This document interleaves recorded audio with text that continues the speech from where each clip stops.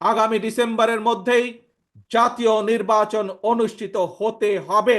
আগামী ডিসেম্বরের মধ্যে জাতীয় সংসদ নির্বাচন হতে হবে বলে মন্তব্য করেছেন বিএনপির ভারপ্রাপ্ত চেয়ারম্যান তারেক রহমান।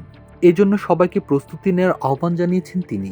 বুধবার বিকেলে রাজধানীর নয়াপল্টনে দলের কেন্দ্রীয় কার্যালয়ের সামনে হওয়া তারুণ্যের সমাবেশে দেওয়া বক্তব্যে এই আহ্বান জানান তারেক রহমান।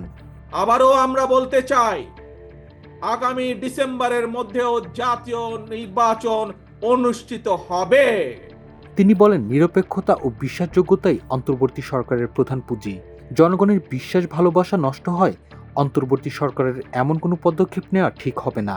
জনগণের বিশ্বাস ভালোবাসা নষ্ট হয়, অন্তর্বর্তীকালীন সরকারের এমন কোনো পদক্ষেপ নেওয়া ঠিক হবে না। অন্তর্বর্তী সরকারের প্রতি আহ্বান জানিয়ে তারেক রহমান বলেন, জনগণ ও গণতন্ত্রের পক্ষে রাজনৈতিক দলগুলোকে দয়া করে প্রতিপক্ষ বানাবেন না। যদি আপনাদের কেউ রাষ্ট্র পরিচালনায় থাকতে চায়, তাহলে সরকার থেকে পদত্যাগ করে জনগণের কাতারে এসে নির্বাচন করুন। যদি আপনাদের কেউ রাষ্ট্র পরিচালনায় থাকতে চায়, তাহলে সরকার থেকে পদত্যাগ করে জনগণের কাতারে আসুন, নির্বাচন করুন। পতিত পলাতক স্বৈরাচারের কাছে মানুষের অধিকার প্রতিষ্ঠা কিংবা নির্বাচন কোনো গুরুত্বপূর্ণ কিছু ছিল না। সুতরাং সংস্কার ইস্যুর পাশাপাশি জাতীয় নির্বাচন অনুষ্ঠানের জন্য অন্তর্বর্তী সরকারের দৃশ্যমান প্রস্তুতি নেওয়া উচিত বলে আমরা বিশ্বাস করি, যোগ করেন তিনি। অতীতে বিভিন্ন সময় তত্ত্বাবধায়ক সরকার ৩ মাসের মধ্যেই সফলভাবে জাতীয় নির্বাচন সম্পন্ন করেছে উল্লেখ করে তারেক রহমান বলেন, ১০ মাস পার হয়ে গেলেও অন্তর্বর্তী সরকার নির্বাচনের দিনক্ষণ ঘোষণা করছে না। দেশবাসীর উদ্দেশ্যে বিএনপির ভারপ্রাপ্ত চেয়ারম্যান বলেন, আগামী ডিসেম্বরের মধ্যে জাতীয় নির্বাচন যেন অনুষ্ঠিত হয়, তার জন্য আপনারা প্রস্তুতি নিতে শুরু করুন। কারা রাষ্ট্র পরিচালনা করবে, কারা প্রতিনিধি হবে জাতীয় নির্বাচনে, ভোট দিয়ে সেই প্রতিনিধিকে আপনারা নির্বাচিত করবেন।